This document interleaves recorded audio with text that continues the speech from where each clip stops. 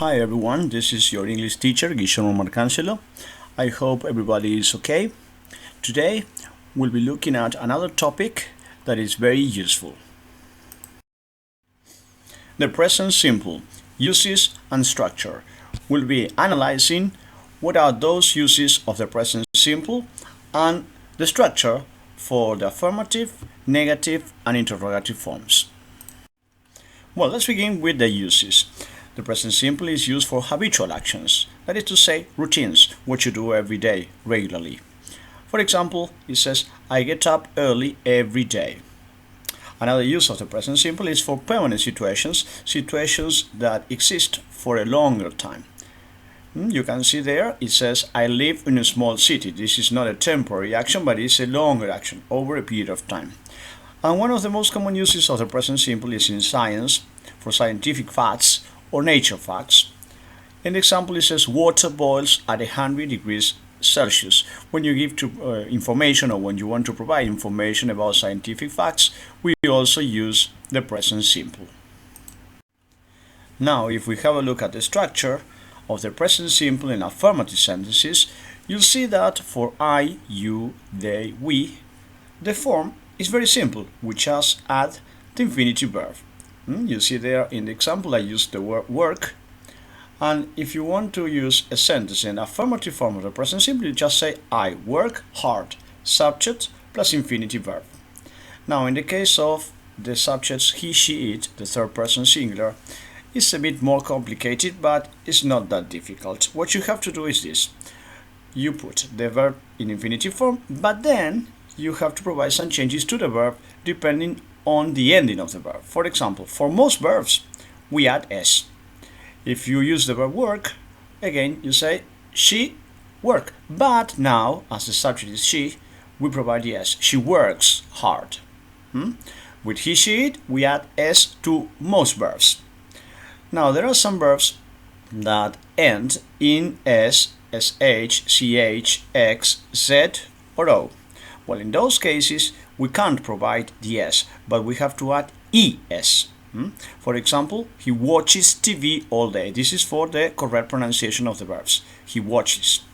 And then the third group is a group of all those verbs ending in consonant plus y, as in the case of study.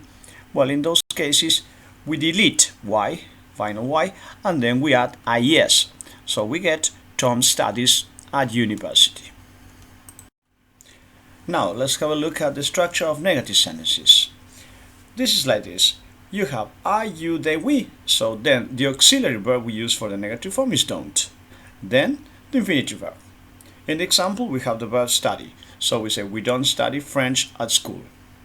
In the case of he, she, it, we change don't and we use doesn't. And the verb takes the infinitive form. It does not take the verb with s or with es. So doesn't plus infinitive. Steve doesn't live in London. If we look at the example here, in the case of the structure for the interrogative sentences, you see that in green you have the auxiliary verb we use for subjects I, you, we, they. We put first the auxiliary verb, do, then the subject, and then the infinitive verb.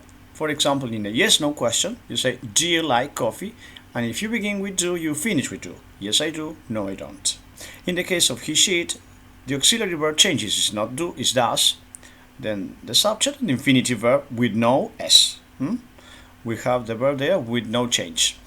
Does John live in London? So if the sentence begins or the question begins with does, we answer with does. Yes, he does. No, he doesn't. The last example is an example of a question in which we have a word in the interrogative word like where. We can have words like where, how, when.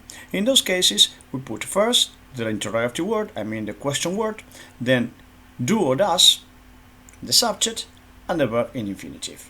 The example says, where do you live? And the answer, we get, I live in Argentina. Now, some common expressions used in the present simple are adverbs of frequency. Adverbs of frequency are those that say how often we perform an action, how regularly. So we can have always, when we do something 100% of the times, usually 80% of the times, often 60%, sometimes 40%, hardly ever 20%, and never, that is 0%. We use adverbs of frequency in the present simple.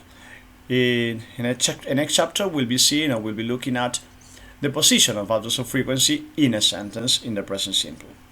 Now, the expressions you have at the bottom, once a week, once a month, once a year, twice a week, a month, a year, or 3 times a week, or every day, are also used in the present simple, but these expressions are used at the end of the sentence, not as adverbs of frequency that are placed before the main verb.